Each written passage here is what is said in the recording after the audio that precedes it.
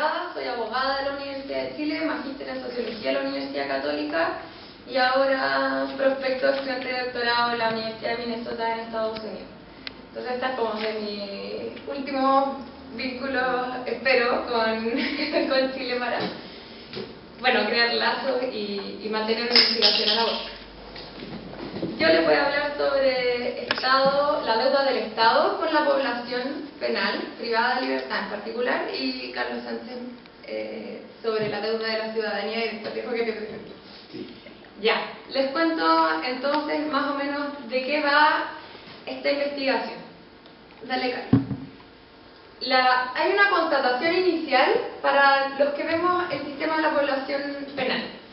En primer lugar, desde el año 2000 y escalonadamente se instaló la reforma procesal penal en Chile, que estableció un sistema de garantías al imputado. Y desde ver una plataforma oculta y secretista, como eran los antiguos juzgados con un formato inquisitivo, pasamos a un sistema acusatorio, donde ya incluso en la televisión nos muestran las salas de audiencia, fiscales, defensores y un sistema de garantías para el imputado. ¿Cuál es la paradoja de haberse instalado la reforma procesal penal en Chile? Es que hasta la sentencia tenemos un sistema de legalidad jurisdiccional.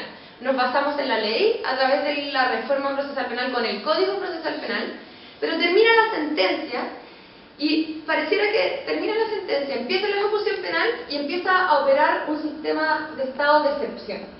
O sea, tenemos un Estado de derecho, democrático, con garantías constitucionales, con respeto a tratados internacionales, en mayor o menor medida, tampoco es tan estricto. Pero hasta la sentencia tenemos un sistema que aspira, y el diseño institucional del sistema aspira a la protección y de las garantías del imputado. Una vez que es condenado, ese Estado de derecho se acaba. Y empezamos, como les decía, un estado de excepción. Y hay varios síntomas del diseño institucional que nos dicen que no le voy a llamar sistema porque es caótico, es fragmentado, es desorganizado, esta plataforma o esta ejecución de facto de la pena. Dale, Carlos. Entonces, ¿cuáles son el panorama? ¿Por qué uno podría hablar de estado de excepción dentro de las cárceles? Porque, primero, no hay ningún apartado constitucional que se refiera expresamente a cuál es el rol que juega la cárcel en Chile, ni el derecho penal. A diferencia de las constituciones española, venezolana, argentina, que tiene un capítulo completo dedicado a qué es lo que el sistema legislativo y constitucional o la ciudadanía espera del rol que cumple la cárcel. Entonces, primer punto, ausencia normativa constitucional. Y abro un paréntesis. En realidad, hablar del lugar común de la vulneración de derechos humanos, eso significa tratar al preso bajo la perspectiva de los derechos humanos. Y aquí en realidad nosotros en la investigación estamos tratando de hacer un vuelco hacia el preso como ciudadano. Entonces ya no estamos haciendo una demanda por sus derechos humanos, por su derecho a la vida, su calidad de persona, sino en la demanda de la preocupación estatal por ser ciudadano. Y cierro paréntesis que esa es una discusión aparte de cómo hacer esta pelea por la dignidad del tratamiento de la población penal. Primero entonces teníamos una ausencia normativa constitucional. En segundo lugar tenemos normativa fragmentada. No sé cuántos de acá han tenido experiencia con el tratamiento de población penal o que han tratado de acercarse al tema de la cárcel. Ya, algunos, no sé si les ha pasado que se han acercado a cuál es la regulación del sistema penal y es absolutamente caótica. Uno busca encontrar ordenanzas de gendarmería, reglamentos, leyes, y es absolutamente disperso, desarticulado, la normativa es absolutamente fragmentaria. Y esta asistematicidad contribuye al hermetismo de la población penal, porque no tenemos claridad ni siquiera sobre cómo el Estado de Derecho regula la situación de los privados de libertad en Chile. Entonces, de partida, si uno quiere buscar normas, no las encuentra. Y hay normas que se contradicen. En tercer lugar, la cárcel y el sistema de privación de libertad se rige por un reglamento. Y esto para los abogados es muy importante. Quizás la distinción normativa y de la jerarquía de leyes para el ciudadano común no tendría por qué ser tan fuerte, pero la situación es la siguiente. Generalmente, la regulación legal exige una discusión parlamentaria. Que exija una discusión parlamentaria para crear una ley, esto es cierto, el eslogan del proyecto de ley, tiene respaldo en la idea de que el Congreso reúne y permite debatir a representantes de la ciudadanía. Por lo tanto, lo que se genera con una ley, idealmente, ¿cierto? Sabemos que estamos mediados por intereses políticos, intereses económicos, lo hemos visto, pero idealmente el sistema funciona como si la creación de leyes significara que la ciudadanía se está imponiendo a sí misma una cierta normativa. ¿Qué es lo que tenemos para la población penal? No tenemos un tratamiento ciudadano de la legislación, sino que tenemos un sistema reglamentario. ¿Quién dicta este reglamento? Gendarmería. ¿Gendarmería o el Ministerio de Justicia representa democráticamente a la ciudadanía? No. ¿Cuál es el problema? De que no tengamos una legislación y tengamos una normativa reglamentaria que está por debajo, que no requiere discusión ciudadana. El problema que se origina es que no podemos contar con que haya habido participación democrática, a lo que se suma que pueda haber un vaivén político, cualquier tipo de interés por réditos políticos, y vamos a cambiar el reglamento. Entonces, por ejemplo, nosotros queremos que se sancione la tenencia de celulares en las cárceles con celda de aislamiento, que es cómo se sanciona. O sea, un homicidio en la cárcel se sanciona con celda de aislamiento tal cual como se sanciona la tenencia de celulares. ¿Por qué? Porque la opinión pública es bien paranoica con la idea de que un preso con un celular en la cárcel es un preso que va a generar redes delictuales, una sociedad delictual dentro de la cárcel, y que el celular le permite una plataforma de criminalidad. ¿Se entiende el punto? ¿Hasta aquí? Entonces, continuamos. El político escucha esta paranoia ciudadana y, por lo tanto, sanciona la tenencia de celulares. ¿Cuál es la contracara de la tenencia de celulares? Que hay investigaciones que dicen que en realidad el celular no solo sirve para generar redes delictuales, que son bastante minoritarias en la cárcel, sino también para generar inserción social a través de las nuevas tecnologías. Entonces un preso se puede comunicar con sus hijos, con su familia, con su abogado a través del celular, y el legislador le está impidiendo ese acceso. ¿Por qué? Porque está sujeto al vaivén político y al interés frente a la opinión pública. Y ese, bueno, es uno de los problemas que genera la normativa reglamentaria. Y finalmente tenemos ausencia de judicatura especializada. O sea, hoy en Chile, si un preso tiene un conflicto con un gendarme, la institución llamada a resolver ese conflicto es Gendarmería de Chile. Y como vamos a ver, Gendarmería tiene un interés gremial, corporativo, en defender sus propios intereses. Entonces, generalmente un conflicto entre gendarme e interno desemboca en una resolución contra los intereses del interno. Por eso, por ejemplo, ya en la normativa internacional europea se ha establecido jurídicamente la inversión de la carga de la prueba.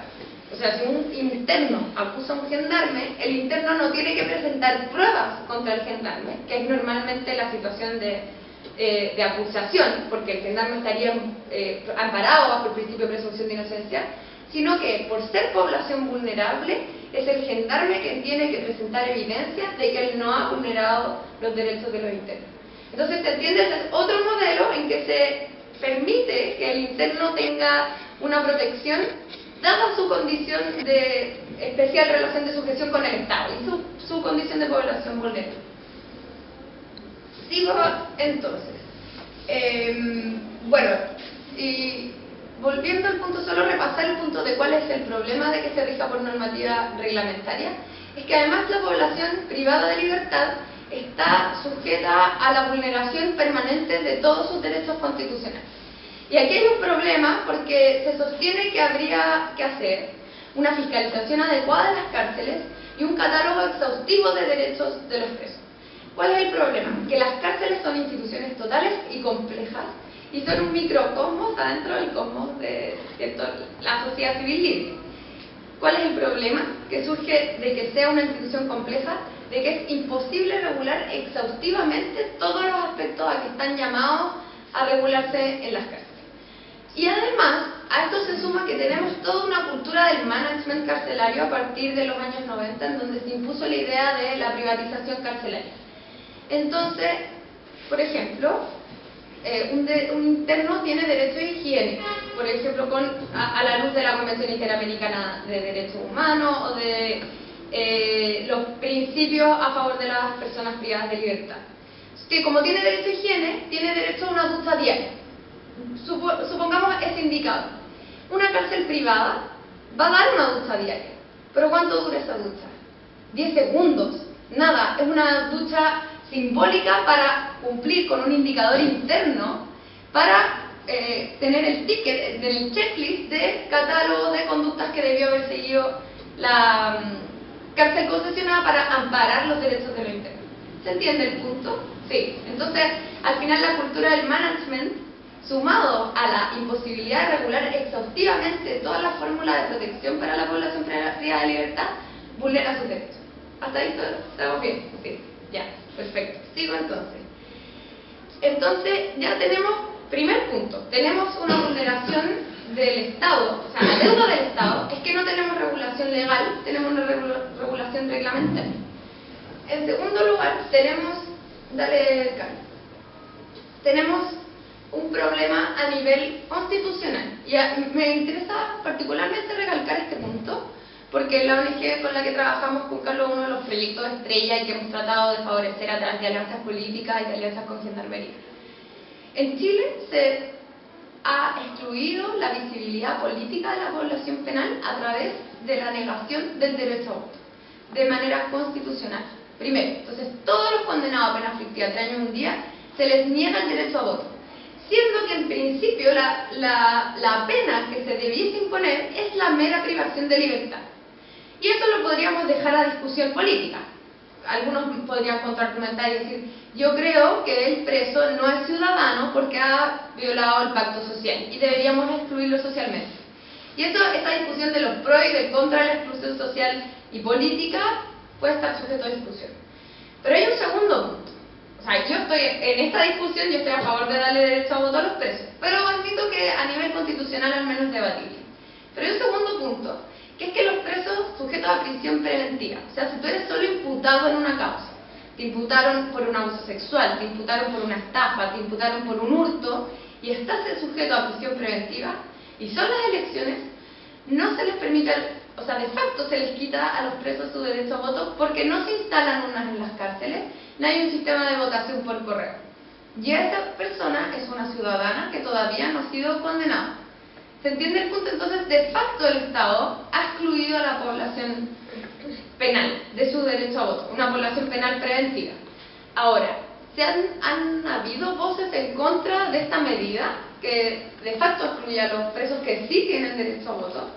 Sí, el séptimo juzgado de garantía en el año 2013 dictó una sentencia sosteniendo que para las elecciones tenían que existir urnas en los sistemas penales, en los aparatos penales, en las instalaciones penales del Estado. ¿Qué es lo que dijo el servicio electoral? No es posible cumplir con este mandato porque en Chile no se aceptan circunscripciones especiales.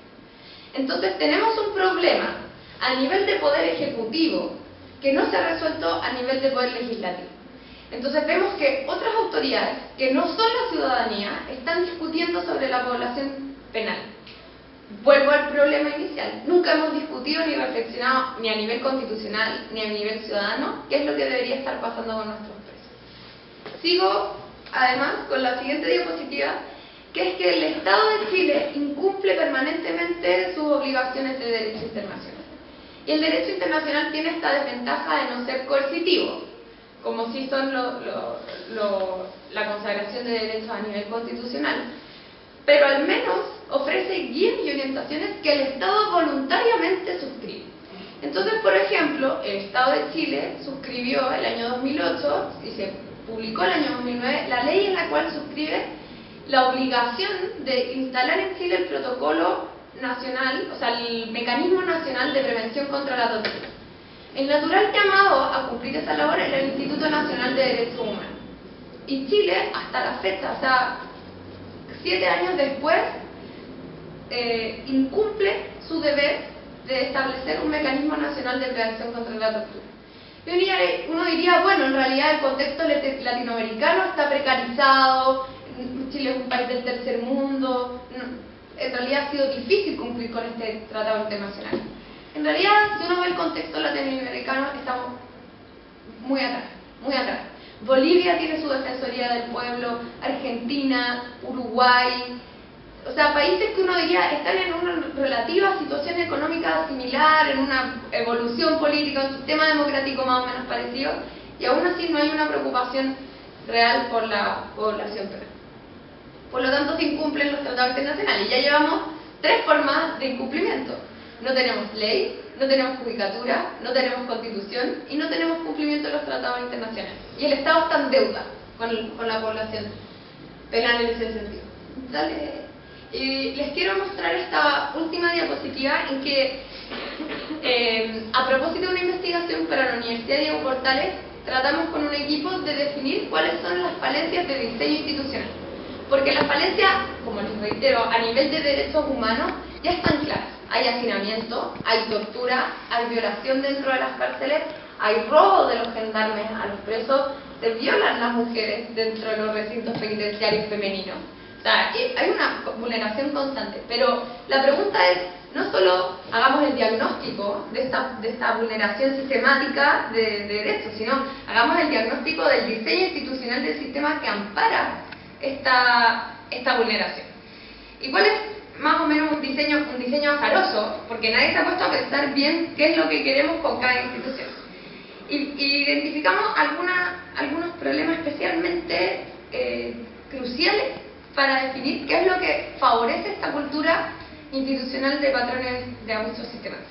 Primero, como les contaba, ese juez que está ahí con su martillo no existe. O sea, no tenemos un órgano imparcial que resuelva los conflictos que se suscitan adentro de la cárcel.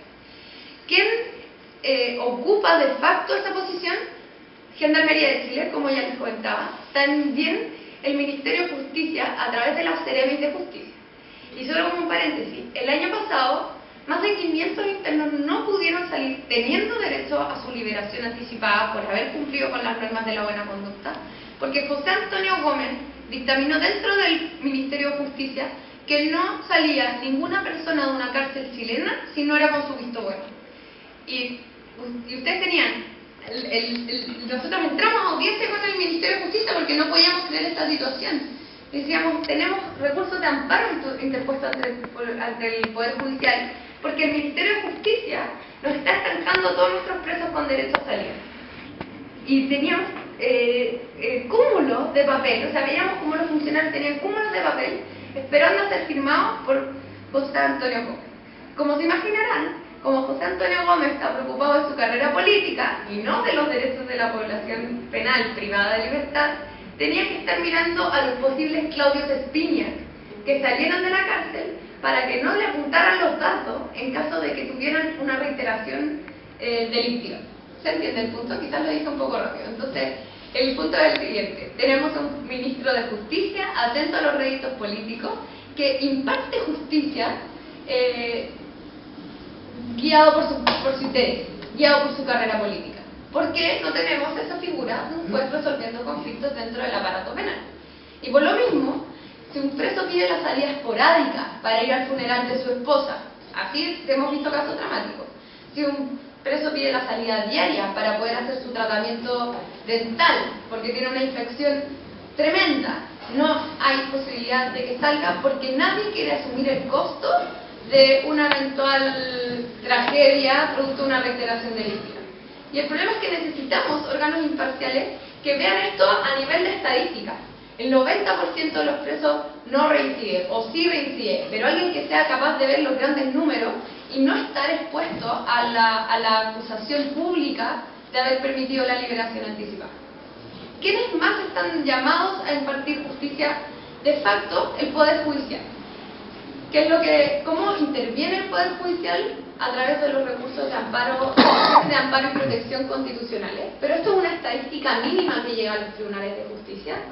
Y también tiene acceso a través de la vocería pública de Sergio Muñoz últimamente. Entonces se ha constituido como un poder político bastante relevante. Y Sergio Muñoz ha sido bastante garantista y pro población penal privada de libertad. Entonces empiezan a tomar medidas políticas administrativas para hacerle un contrapeso a esta vulneración de derechos. Por ejemplo, desde hace tiempo las empresas ingresar a la página, al sitio web del Poder Judicial, con el root de alguno de sus potenciales empleados. Entonces, les pongo el ejemplo. Si ustedes estaban buscando trabajo en una cierta empresa y no llevaban el certificado de antecedentes penales, la empresa tenía una salida muy fácil: ingresaba a la página del Poder Judicial, ingresaba su root, y bastaba que ingresara su root para evaluar y verificar si ustedes tenían o no causas pendientes. Se entiende el mecanismo que usan las empresas, ¿cierto?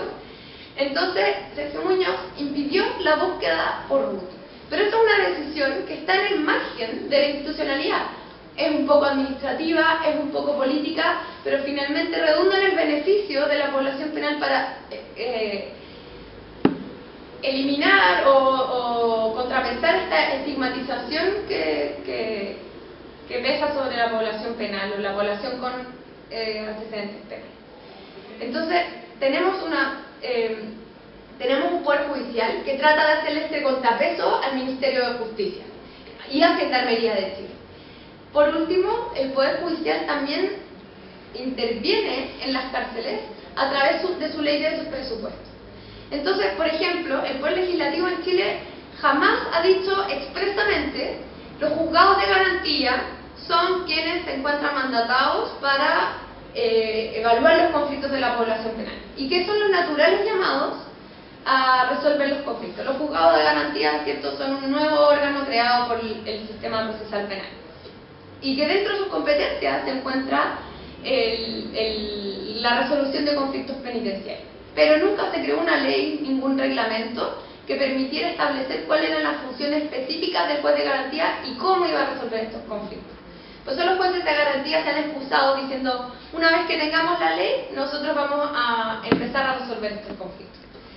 Para, nuevamente, hacer el contrapeso a esta invisibilización política, el Poder Judicial estableció dentro de su ley de presupuesto la creación de una unidad de ejecución dentro de los juzgados de garantía.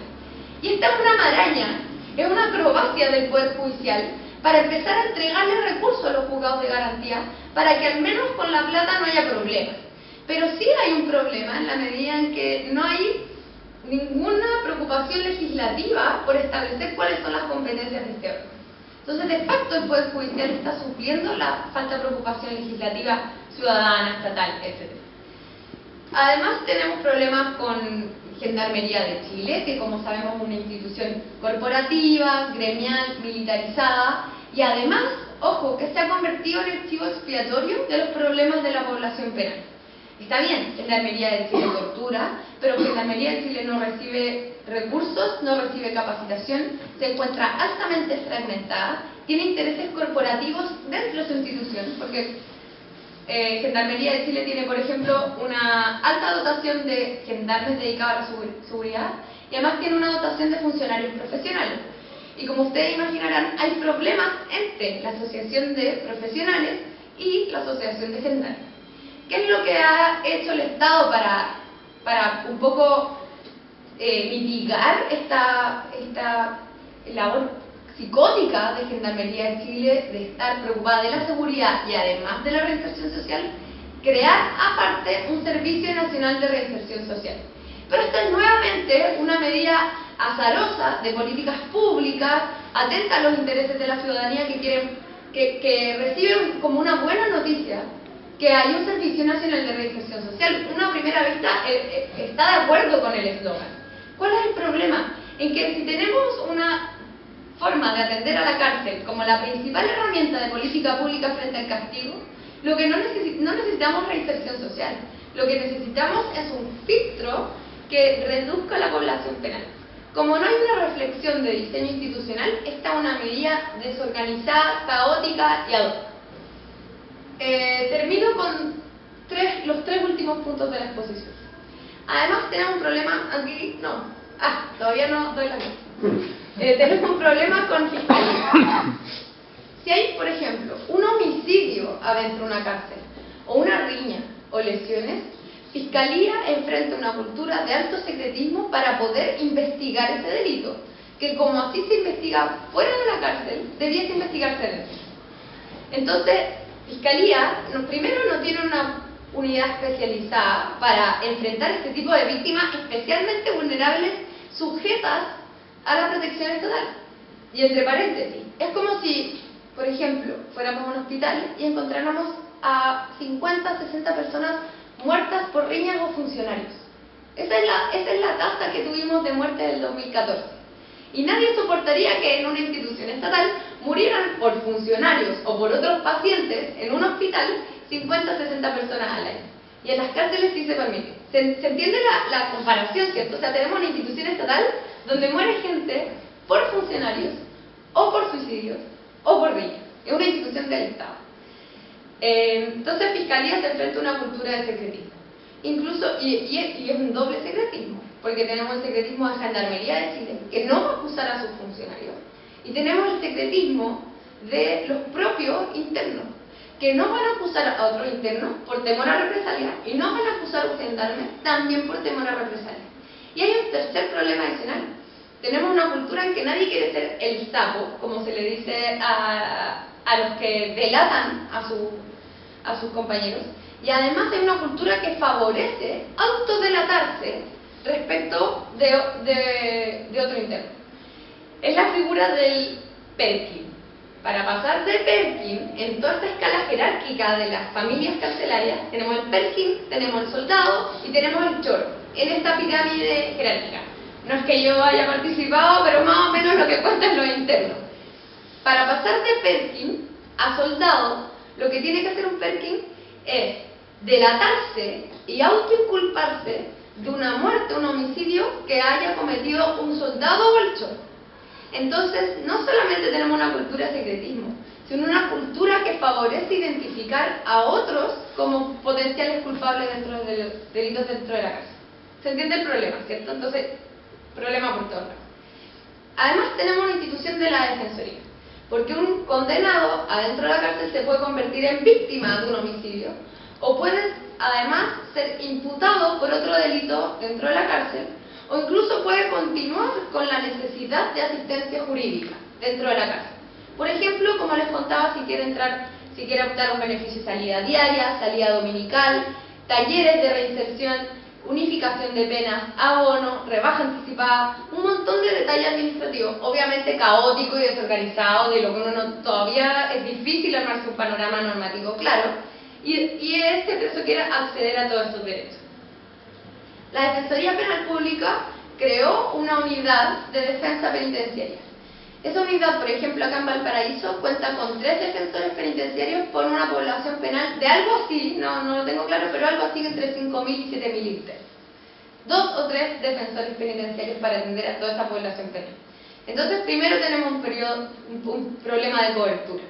En segundo lugar, tenemos que los mismos defensores penitenciarios han sido resistidos por Gendarmería de Chile. No los dejan pasar, o si los dejan pasar, les ofrecen salas precarizadas y en malas condiciones, audiencias, o sea, incluso entrevistas entre el preso y el defensor, en los que los gendarmes visitan, o sea, y los gendarmes supervisan qué está pasando, que el preso está hablando con un abogado. Entonces, hay una cultura que resiste la labor de la defensa penitenciaria.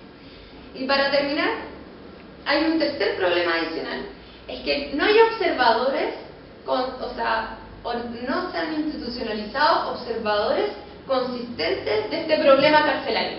Y es un problema carcelario que debiese ser parte de una agenda política aún más grande, porque porque solo miramos el cumplimiento de la ley, pero también tenemos que ver qué hacemos con el incumplimiento de la ley. Estos observadores los puse ahí de colores. ¿Y qué somos nosotros? Esta audiencia que mira al problema del sistema penal. En primer lugar, tenemos un problema de flujos de información. Transparencia. Si uno quiere saber en qué está un preso hoy en día, se demora 20 días, con 20 días legales de prórroga. O sea, tenemos 40 días hábiles, casi 2 meses completos, para investigar o identificar cuáles son los problemas que está pasando un preso en particular. Y además, los mismos órganos públicos que participan de este proceso solo acceden a la información a través del mismo mecanismo de transparencia. Entonces, las mismas instituciones de Estado funcionan con falta de información.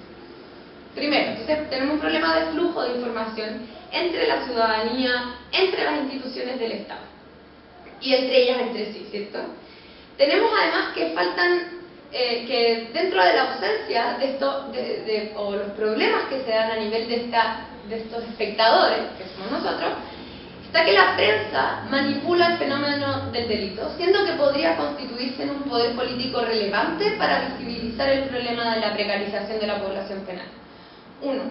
2. Está el mundo académico, que, o sea, a diferencia de la oportunidad que ustedes han tenido acá en la Universidad Playa Ancha, no todas cuentan con programas de sociología del castigo, sociología de las instituciones, o incluso en derecho donde yo vengo no hay programas de derecho penitenciario ni de defensa penitenciaria. Entonces es una falta del mundo académico que no genera ni docencia ni investigación preocupada por el tema. Y además hay una falta misma de la sociedad civil. Las organizaciones sociales generalmente se preocupan por la reinserción de los internos, pero no de su defensa jurídica ni de la promoción de los derechos institucionales. Es como si hoy día ustedes me dijeran que están preocupados por la educación pública y lo que hacen es hacer reforzamiento escolar en las tardes para niños de escasos recursos. La iniciativa puntual es correcta, está bien ayudar particularmente, pero aquí tenemos un problema además de diseño institucional. Y solo tenemos organizaciones preocupadas del problema puntual, siendo que aquí tenemos un problema de más largo aliento y de largo plazo. Y en cuarto lugar, tenemos un legislador atento más a la opinión pública que al mundo experto académico y a la sociedad civil a los que pertenecemos y a quienes pertenecemos a una voz política emergente, o queremos pertenecer a una voz política emergente capaz de dar cuenta de este problema a nivel de ciudadanía. Porque los primeros interesados en que participen los presos dentro de la comunidad política debiéramos ser nosotros. Es como si no quisiéramos escuchar a las mujeres, ni a los pueblos indígenas, ni a las minorías sexuales. Al final, contar con una visión adicional dentro de la diversidad ciudadana contribuye no solamente a esta población minoritaria, sino también al resto de la ciudadanía. Gracias.